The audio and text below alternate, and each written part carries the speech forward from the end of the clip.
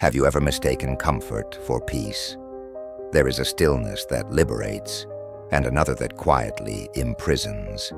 In a forgotten village nestled beneath the shadow of a towering mountain, a young man lived his life wrapped in stillness, but not the kind that awakens. His days passed like drifting mist, with little purpose. He slept beneath the same tree each afternoon, eyes half closed, ears deaf to the rhythm of life moving around him. The villagers spoke of his gentleness, but behind their smiles hid a quiet disappointment. While the blacksmith's hands bore, the heat of the forge and the farmers' backs bent beneath the golden sun, he simply dreamed. He had no malice, no sharp edges, only a quiet surrender to comfort, a refusal to move. But life, in its quiet wisdom, never stops offering invitations. One morning, the ground beneath the village seemed to hum with subtle energy. A traveler in humble robes appeared, his eyes calm, his step deliberate, a monk. No one knew his name, but when he stood before the resting young man and said, "Come, there is something I need you to retrieve," the village held its breath. The young man blinked, half curious. The monk pointed to the mountain. "Beyond that summit lies a feather unlike any other. Bring it to me." The young man scoffed at the absurdity, but then something stirred in that pause. Between resistance and wonder, an ancient question whispered inside him. What if there's more than shade beneath the tree? The mountain loomed before him like a forgotten dream, vast, mysterious, indifferent. The villagers watched in stunned silence as the young man stood, stretched his limbs, and took his first step away from the tree that had cradled his idle days. His sandals met the earth with uncertainty, as if the soil itself questioned his resolve. Even the breeze seemed to pause, curious to see what would happen next. The monk said nothing more, only nodded once, slowly, as though acknowledging a silent vow that did not need to be spoken. The climb was neither swift nor graceful. Each stone demanded attention, each breath revealed weakness. But the mountain did not mock him. It simply offered itself, unchanged, as it always had. What changed was the climber. Gone was the illusion that effort was suffering. With each strained movement, he discovered an unexpected clarity. Discomfort was not punishment, but purification. Wind whispered through pine branches above, as if carrying the secrets of those who had climbed before him. Sunlight filtered through the trees like golden threads, weaving a new beginning. At nightfall, he rested beside a stream, the cold water soothing his swollen feet. The stars watched without judgment. By the third day, his thoughts had grown quieter. The voice that once insisted, "I can't," now whispered, "Keep going." As he reached higher altitudes, his breath shortened, but his spirit grew larger. In struggle, he met parts of himself he never knew existed. The summit was still far, but a shift had begun. The mountain, unmoved, was not his enemy. It was his mirror. At sunrise on the fourth day, the air grew thinner and the sky more vast. Clouds moved slowly beneath him now, like drifting thoughts that no longer carried weight. The summit still stood in the distance, but he no longer climbed for the feather or even for the monk. He climbed for the silence he had discovered within. His steps were deliberate, and the mountain responded, not with ease, but with acceptance. A narrow path curved along a ridge, where one misstep could lead to the end. Yet his feet moved with surprising trust. With each upward stride, he shed pieces of the boy who once feared effort, who once avoided the unknown. There was no applause at the peak, no witness to the moment he placed his hand upon the highest stone. Only wind and sky, and that was enough. He stood still, letting the vast silence wrap around him like a sacred robe. In that silence he found no answers, only presence. The absence of noise revealed a truth louder than any voice. Everything he was seeking had always been within. Descending the other side was not easier, only different. The stones were loose, the path uncertain, but the fear was gone. His descent was not a retreat, it was a return. At the mouth of a quiet cave, half lit by sun and shadow, he saw it, a single feather resting on stone. No gold, no magic, just a feather, light, delicate, unnoticed by the world, and yet it was everything. He picked up the feather with both hands, as if holding something sacred. It weighed nothing, yet it felt immense, like holding a reflection of his own journey. There was no applause, no sudden enlightenment, no divine music playing in the background, only the wind gently brushing against the walls of the cave, and his breath rising and falling in rhythm with the earth. For a moment, he sat, not because he was tired, but because he wanted to absorb this stillness before beginning the return. His eyes closed. His mind did not wander. No past regrets surfaced. No future worries interrupted. The cave was silent, but not empty. It was filled with presence. He remembered the monk's words, not the ones spoken aloud, but the ones hidden in the challenge itself. Sometimes wisdom doesn't come in long discourses or sacred texts. Sometimes it arrives disguised as effort, disguised as a mountain, disguised as a feather. The path upward again was merciless. His muscles trembled, and doubt occasionally whispered in his ears. But each step he took now was not to prove anything. He walked not to escape his laziness, but to embrace the strength that had always been within him, waiting to be seen. When the summit appeared again, it did not surprise him. He didn't cheer. He simply stood there, feather in hand, and looked out, not for answers, but for gratitude. And that was when he realized something profound. The feather wasn't a prize, was a mirror reflecting his transformation.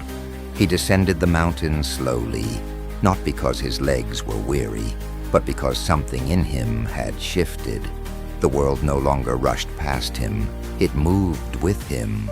Every leaf, every gust of wind, every distant bird call, everything seemed part of a sacred rhythm he had only now begun to hear. When he returned to the village, he found it unchanged. The same houses, the same faces, the same daily bustle. But he was no longer the same young man. The villagers looked at him with surprise. Some with curiosity, others with disbelief. Could the lazy boy who once lay beneath the banyan tree now walk with this quiet strength? He walked to the old monk and placed the feather in his open palm. The monk did not smile. He simply looked at him, eyes deep and calm, and nodded once. A silence passed between them that said everything. "My son," the monk finally said, "you did not bring me a feather. You brought yourself back." And those words, simple and true, landed in the young man's heart like soft rain on dry earth. That evening, the young man sat alone beneath a tree, not to escape work, but to feel the stillness again, not to dream of distant glories, but to breathe fully into the life he had once ignored.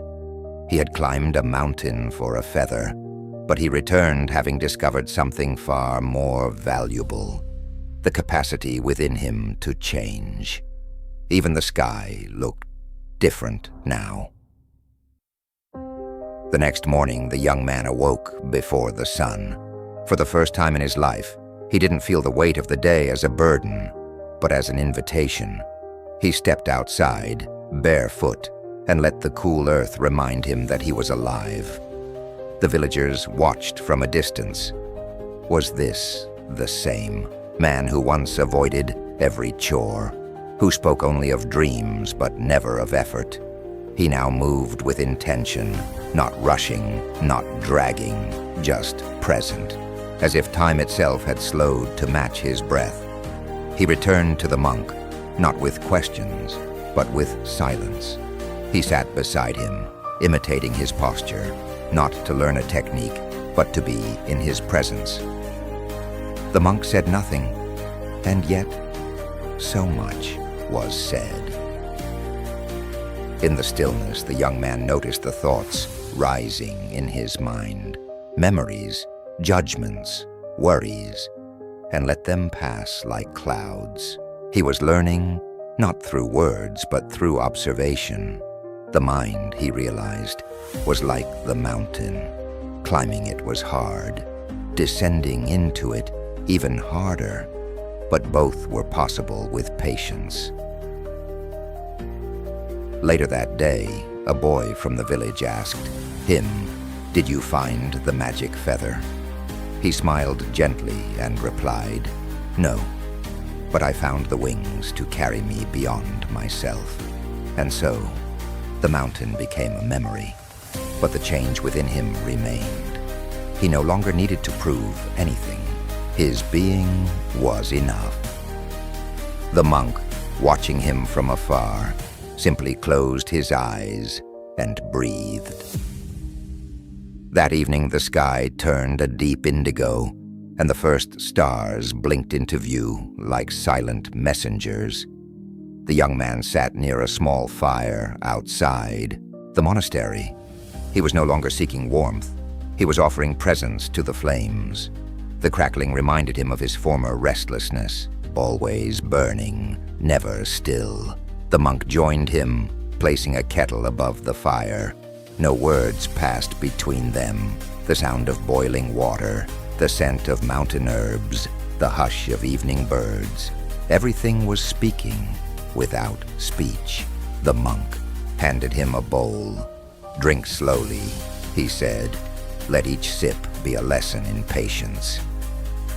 As the tea touched his lips, the young man noticed something remarkable. His senses had sharpened. The taste wasn't just flavor. It was time. It was earth. It was hands that had picked leaves with devotion. He had never tasted tea like this. Perhaps he had never truly tasted anything before. The monk spoke again, this time with softness and depth. "You once wanted to conquer the mountain. Now you let it sit inside you." And he understood. To overcome laziness was not just to act. It was to awaken, to climb mountains, yes, but also to become still enough to feel the wind. The monk added, "Many climb with noise in their hearts, but when you walk with silence, even your footsteps become prayers." The fire faded into embers. The stars shimmered brighter. The breath between them deepened, and the night held them both in perfect stillness. The next morning, the monk led the young man down a narrow path behind the monastery. Mist coiled through the trees, softening every edge, as though nature itself wished to whisper instead of speak. The trail was uneven, roots like questions beneath each step, stones like forgotten thoughts buried in silence. They reached a small pond hidden deep in the forest. Its surface was still, reflecting the sky and trees, as if the world above had paused to look at itself. The monk gestured for the young man to sit. "Watch," he said. At first, the young man saw only water and trees, but as minutes passed in silence, he began to notice more. The slow glide of dragonflies, ripples that formed without visible cause, a single leaf that fell, landed, and floated, not sinking, not resisting, just being. Your mind is this pond, the monk said softly. When agitated, nothing is clear, but when still, it reflects everything as it truly is. The young man lowered his gaze. He realized how often his thoughts stirred the waters within him, how rarely he allowed stillness. True action, the monk continued, does not arise from noise. It rises from silence. Rushing leads to repetition. Silence leads to precision. The young man placed his hand gently on the earth beside him. It felt warm, alive, grounding him, and for the first time he didn't need to do anything. He simply listened. The monk stood and began walking away. "Return," he said, "when the pond inside you reflects like this." The young man remained seated long after the monk had left, as if his body understood that the lesson was not yet complete. Something within him had begun to shift, like the movement of roots finding water deep in the earth. It wasn't loud, it wasn't sudden, but it was real and undeniable. He watched the wind ripple across the pond's surface and felt the same breeze brushing his skin. He realized he was not separate from this quiet rhythm. The stillness of the trees, the hush between bird calls, the breath of dusk moving through the branches. In that silence, he felt held by something larger than himself. In the days that followed, he practiced silence not just with his lips, but with his presence. He listened with his whole being. He walked more slowly, ate more mindfully. Even his breath seemed to soften as though it too were bowing to the present moment. The world, once noisy and demanding, had become a vast, living scripture that spoke without words. One evening, as the sun dipped low and painted the monastery walls in golden light, the monk approached him again. "Tell me," he said gently, "what have you discovered in your silence?" The young man closed his eyes and breathed in deeply. "I have discovered," he said softly, "that in silence I remember who I am. I stop striving to be more. I simply return to being." The monk nodded. "Then you are ready to ask, what does being truly mean?" The question lingered in the air like incense after a morning chant. What does being truly mean? The young man didn't answer right away, not out of uncertainty, but reverence. Some questions are not puzzles to solve, but doors to walk through, and he was learning to walk slowly, with bare feet and an open heart. He returned to his small corner of the monastery and sat in silence once more, this time not to escape the noise of the world, but to hear the quiet voice within. His breath became an anchor, his body a vessel. The past lost its weight. The future stopped reaching for him. There was only now, vast, deep, infinite. Thoughts still came, but they no longer clung to him like vines. He watched them float past, like petals down a stream. Emotions visited him, but he no longer feared their presence. He greeted sorrow as an old friend and welcomed joy without grasping. Days passed. Silence became his companion, not a stranger. And in that silence he found an answer, not in words, but in stillness. Being was not about doing, achieving, or becoming. It was about presence, about inhabiting the fullness of the moment without needing to change it. One morning, as mist coiled over the temple roofs, The monk spoke to him once more. When you can sit in silence and feel complete, even with nothing, then you are close to the truth. The young man bowed. His heart was no longer searching. It was listening. That morning, as the first rays of sunlight filtered through the bamboo leaves, the young man walked slowly through the monastery garden. His steps were deliberate, silent. The gravel beneath his feet sang a quiet rhythm, as if acknowledging the transformation happening within him. He noticed things he had once overlooked, the delicate trembling of a leaf in the breeze, the silent labor of an ant, the way dew clung to a spider's web like tiny stars. Nothing had changed, and yet everything felt different, because he had changed. Each step was no longer a means to arrive, but an experience in itself. Even the breeze felt like a teacher, inviting him to let go. Later he returned to the hall where the old monk waited. The silence between them was no longer awkward or heavy. It was a shared silence, filled with understanding and depth. The monk gestured for him to sit. "Tell me," he said, "what have you discovered in your days of stillness?" The young man didn't answer immediately. He closed his eyes, took a breath, and then whispered, "That I am not who I thought I was." The monk smiled.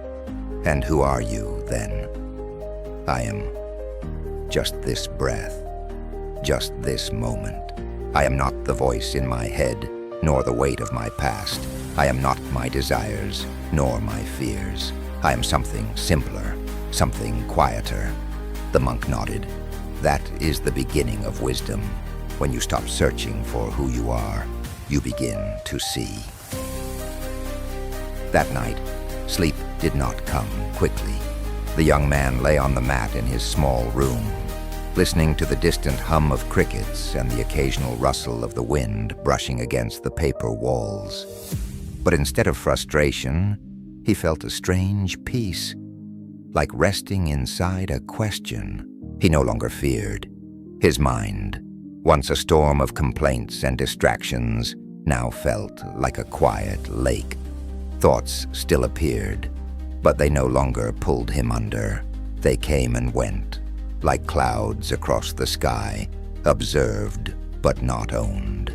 He began to understand what the monk had meant by silence not being the absence of sound, but the presence of awareness.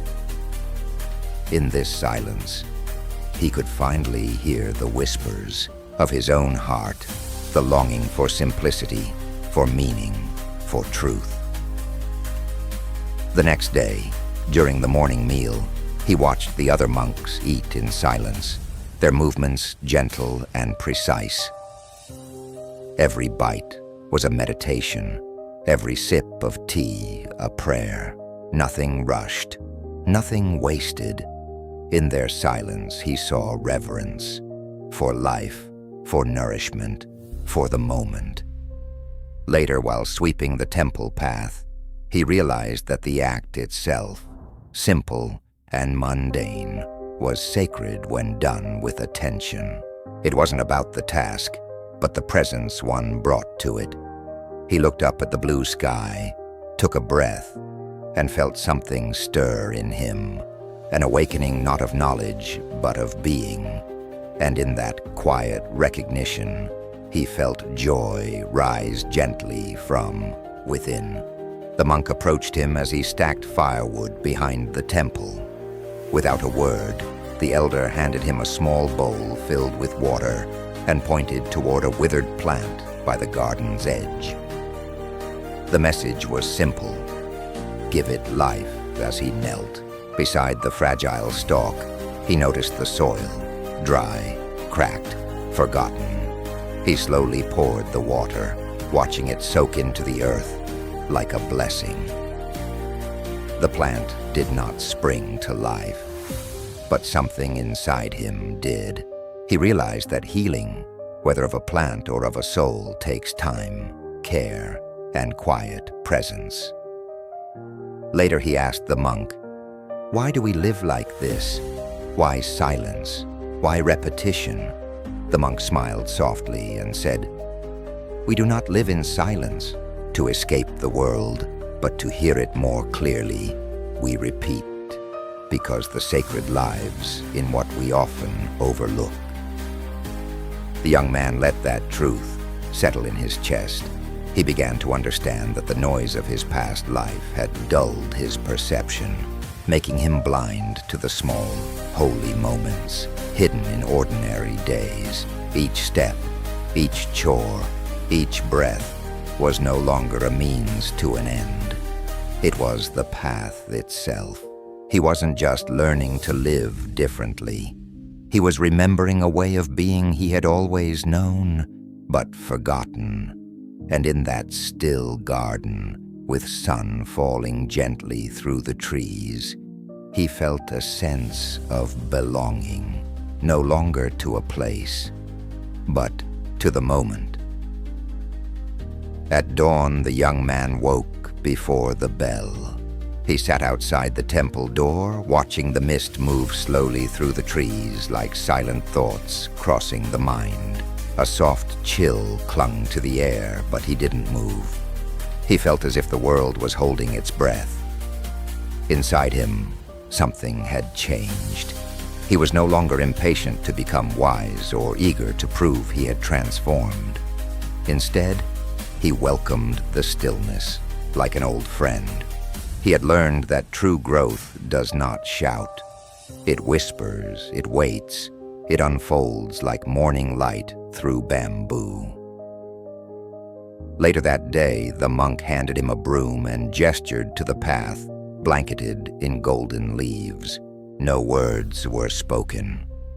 As he swept, he began to notice the sound of bristles brushing stone, the scent of the earth rising with each stroke. He saw how, even in the act of clearing, one could deepen one's presence. By the time the sun reached its peak, the path was clean, but something far more important had been revealed. He understood that enlightenment is not a distant mountain to climb, but a way of walking through this very world, with clarity, care, and reverence. When the monk passed by and looked at the path, he nodded once, then continued walking. No praise was needed. The moment itself was enough. And the young man, still holding the broom, smiled, not because of approval, but because he had discovered the joy of simply being.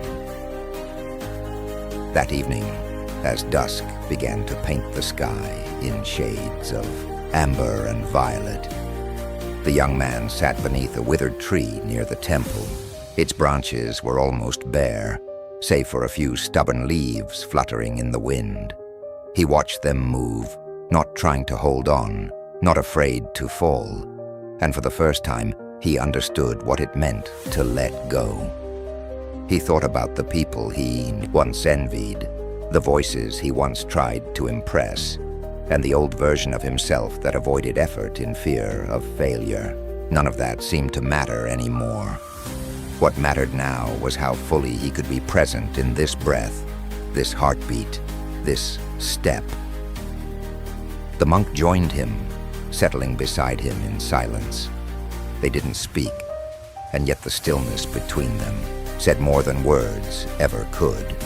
The young man realized that the truest connections in life arise not through speech, but through shared stillness, the kind that honors the soul without demanding performance. After some time, the monk broke the silence, his voice as soft as the breeze. "What do you hear?" The young man closed his eyes and listened. "The wind," he said, "and beneath it, nothing. But it feels like everything." The monk smiled. "Then you are beginning to hear with the heart." As the last leaf broke, free and floated gently to the ground, the young man didn't try to catch it. He simply watched it fall and whispered, "Thank you." The next morning arrived with a hush, as if the world itself was holding its breath. The sun rose slowly, behind the mountains, casting golden light over the silent monastery. The young man awoke before the others, not out of obligation, but because something within him stirred, like a whisper that invited him to greet the day with reverence. He walked barefoot along the stone path, dew dampening his feet, and found his way to the meditation hall. No one else was there, just the incense smoke curling upward and the low creak of ancient wood under his steps. He sat in the center of the room, closed his eyes, and breathed. No thoughts rushed in to disturb him. No plans, no regrets, no comparisons, only breath, rising and falling like the tide. He didn't strive to be still. He simply was. And in that being, he felt something sacred, a returning to himself. Time passed, but he did not notice. Only when the soft sound of the monk entering the hall broke the quiet did he open his eyes. The monk bowed to him, not as a teacher to a student, but as one soul to another who has remembered something ancient. "You've crossed the mountain outside," said the monk gently, "but more importantly, you've begun the journey across the mountain within." The young man didn't reply. He bowed, not out of habit, but out of humility. He now understood, peace is not something we chase, it is something we return to. That day, the monk asked the young man to join him on a silent walk through the dense forest surrounding the monastery. No words were spoken, only the soft sound of their footsteps, the whispering wind, and the birds' distant songs filled the space between them. The young man observed how the monk walked, not hurried, not distracted, but fully present with each step, as if every leaf and stone beneath his feet carried meaning. The path meandered beneath towering trees, and golden beams of light filtered through the canopy above. With every step, the young man became more aware of the world around him, how the bark of trees held stories in their lines, how dew on the petals reflected entire worlds, how silence wasn't the absence of sound, but the presence of awareness. They reached a quiet stream. The monk sat down beside it and gestured for the young man to do the same. Together they watched the water trickle gently over smooth stones. Finally, the monk spoke. "See how the stream flows around every obstacle? It doesn't resist, it doesn't complain, it simply finds another way." The young man listened deeply. "You too must become like water. Let thoughts and emotions pass through you. Don't chase them or flee from them. Let them move and find the stillness beneath them." A breeze stirred the treetops. The forest stood still, as if listening too. In that quiet moment, he understood. Peace begins not by holding on, but by letting go. When they returned to the monastery, twilight settled gently over the mountains, cloaking the world in soft gold and deepening blue. A sacred silence wrapped around the stones, the trees, and the wind. The monk invited the young man to sit beside a small candle, its flame dancing quietly between them. "What did the silence teach you?" he asked. The young man stared into the flame, then slowly replied, "It taught me that all the noise I feared losing was keeping me from myself. The more I listened to silence, the more I began to hear who I truly am." The monk nodded with serene understanding. Silence is not the absence of sound. It is the presence of awareness.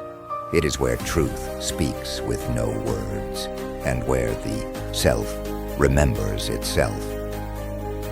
That night, the young man did not chase sleep. He watched the moon rise slowly over the courtyard, its light pouring across the stone floor like a river of stillness. There was no urge to speak, no desire to escape, only presence. In the morning, he swept the leaves from the stone paths, each movement carried out with devotion. The task was simple, but his awareness turned it into something sacred. Later, the monk approached him. "Soon, it will be time to return to your life. But remember, you are not who you were. Walk as one who knows the path within. Speak not to be heard, but to reflect truth." And the young man simply bowed in deep peace. The days passed.